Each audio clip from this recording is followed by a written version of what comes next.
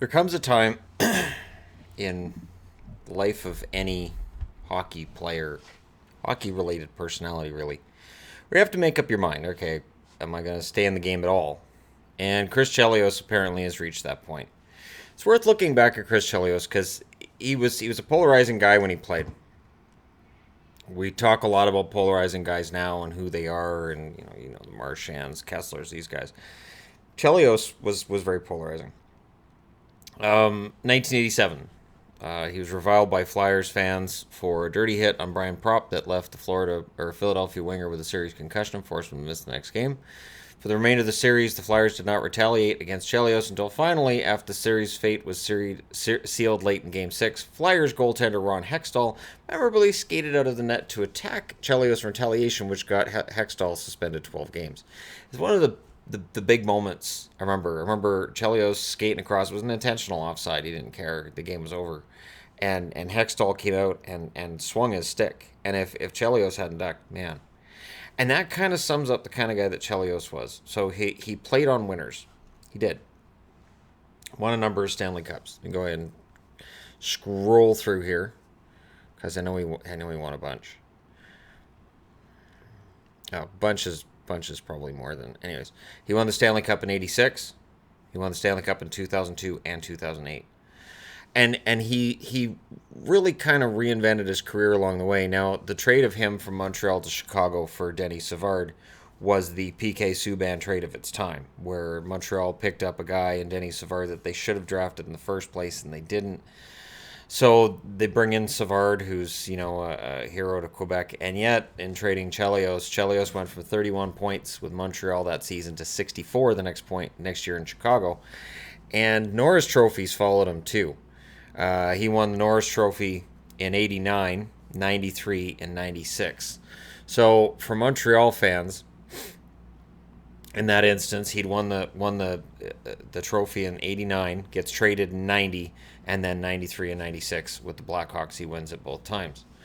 He ended up playing 1,651 games, got 948 points. So when he retires, of course, he's a member of the Detroit organization, and he was in an advisory role at the time that he made this announcement. He's leaving. He's moving to Chicago, where his family is. He said that this was influenced by the passing of his father in February, and that it kind of put everything in perspective. And now that his kids have all graduated high school, he wanted to go home. And I respect the man for that. I know there are people who stay in hockey their whole lives, and they devote their life to it, and that's admirable too. But when a guy makes this decision where he's leaving money on the table, I would think Chelios would be a desired member of almost any organization, because he played so long. He played so many games. He played so long, and he won so much.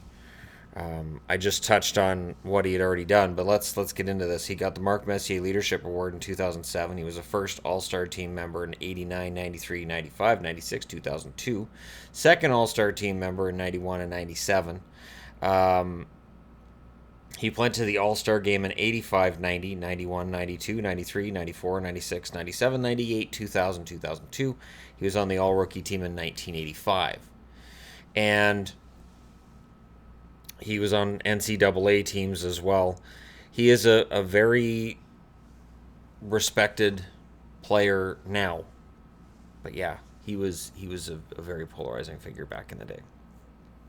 And as a guy who didn't cheer for the teams that he usually played for, it was hard. I know, and people ask me about how I cheer for different teams and how it evolves. Well, when he went to Chicago, I was cheering for Chicago at the time. It was really hard for me, because I was not a Chelios fan. I wasn't a fan of the Hextall incident either. I was surprised Hextall only got 12 games for it. I guess it's because he didn't connect.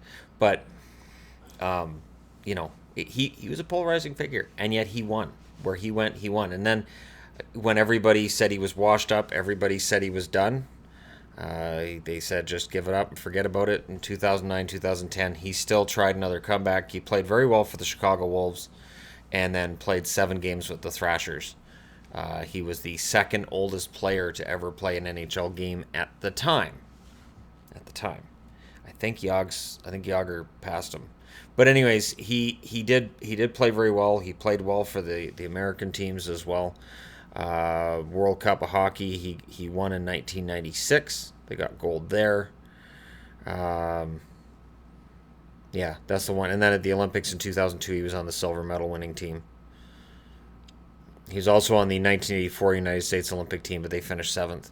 That was after, of course, the miracle of 1980. So uh, maybe there was more pressure in 84 than there would have been in 1980, or maybe it was just one of those things where they had a poor tournament. But Chris Chelios, respected guy. From what I've read, from what he's said himself, I think this is it. I think he's retiring permanently from the game. Since he's going to Chicago and he has ties in the past to the Chicago Blackhawks, would I be shocked to see him end up in the Blackhawks organization somehow?